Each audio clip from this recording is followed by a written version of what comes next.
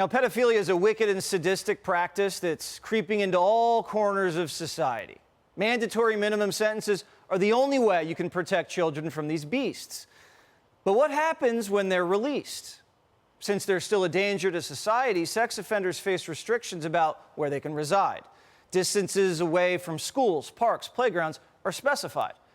So where do some of them end up? Pedophile village.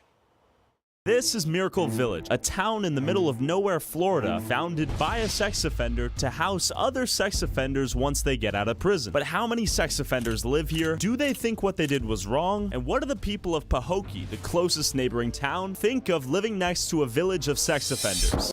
This is Miracle Village, Florida, aka Pedophile Village, a community made by a pedophile for pedophiles. 80% of the people who live there are registered sex offenders. The other 20%? I don't really know what's wrong with them.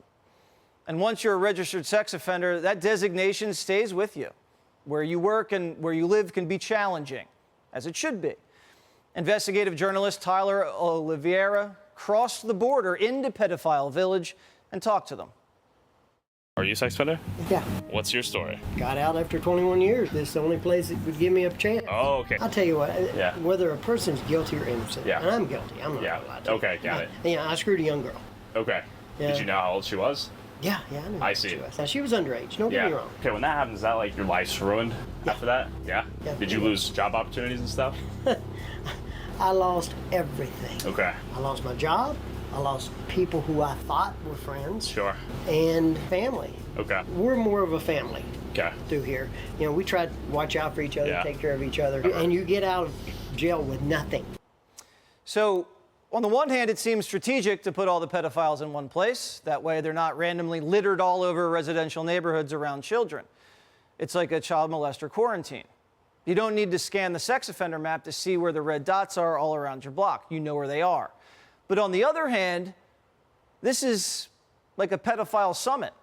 They swap stories, they share ideas. So is this incubating more of their illegal desires? And what happens to the town next door, adjacent to Pedophile Village? What do the people of Pahokee think? When they first moved here, they was walking all along the road. It was kind of frightening to me because I used to keep little daycare kids send me a paper as they were moving in, the sex offenders. Do you feel concerned as a father that they are so close? Yes. That's why I don't let my daughter walk anywhere. I mean, you don't know who's who. You really don't know who's who. I would tell them get away. I'm like, I don't want no parts of it. I don't want to hear about it. That's sick.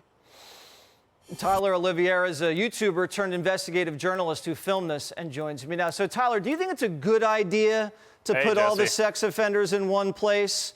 Or do you think it'd be better to scatter them all around? Man, this is, we're jumping straight into it. I did not expect to be on primetime television talking about sex offenders, but I'm not probably the best professional to note on this, but I do think the people that live next to Miracle Village do not like the fact that they live there. And it's important to note that Pahokee is one of the poorest towns in Florida. And a lot of these people don't have the financial means to be as flexible with where they live. So they're kind of stuck there. And a lot of the other 20% that you noted at of like, why do they live there?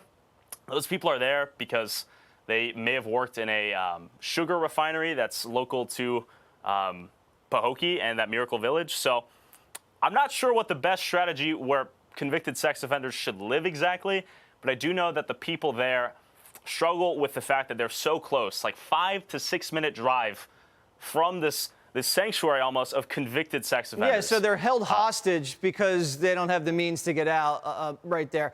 When you talk to these convicted sex offenders, they've served their sentence. Is there remorse at all about what they did? Do they still have urges to reoffend? This is a tough question. I definitely cannot speak as to whether or not anyone would have an urge to reoffend. The one thing I will note on, though, that's tough for me to grapple with as I ask these questions was the prevailing lack of, it seemed like discussed with the action they were legally convicted of committing. And a lot of these people admitted to the thing that happened, but they made the system the villain, and they were the victim of a system that caught them in a sting operation. Oh, the system. And maybe, yeah. The system, of course. And it seemed like, obviously, there's a lot of stories here, people ranging from they downloaded something off a website, child pornography, let's say, to had sex with a 13-year-old living down the street. And there's a crazy range there. And a lot of people could argue they exist within that same range of moral evil or not. That's not for me to say.